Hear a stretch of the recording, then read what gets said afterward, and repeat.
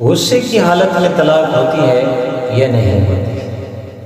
ہمارے ہاں اکثر کہا جاتا ہے جب طلاق ہو جاتی ہے تو کہا جاتا ہے کہ جی غصے کی حالت میں کیا دی ہے۔ میں سب سے پہلے وہ بتانے کی کوشش کرتا ہے کہ جی میں بہت غصے میں تھا، میں نے غصے میں طلاق دی ہے، تو سمجھے کہ طلاق دی ہی غصے کی حالت میں جاتی ہے۔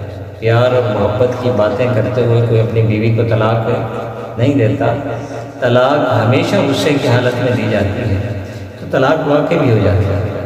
ہاں اگر اس کے اندر ایک بیماری ہے، جب اسے غصہ آتا ہے وہ بیمار ہے، اس کا جو دماغ ہے اس کی وہ ختم ہو جاتا ہے، وہ پاگل ہو جاتا ہے، اور ڈاکٹروں نے بھی یہ بات ثابت کی ہے کہ تھوڑا سا غصہ آنے کے بعد اس کا عقل کیا ہو جاتا ہے، ختم ہو جاتا ہے۔ تب تو گنجائش ہے اگر مستند ڈاکٹر یہ بات کہہ دیں، چاہے کب سے یہ بات سامنے آ جائے کہ اس کا عقل ختم ہو جاتا ہے، تب تو گنجائش ہے، اس کے علاوہ کوئی گنجائش ہے نہیں طلاق واقع۔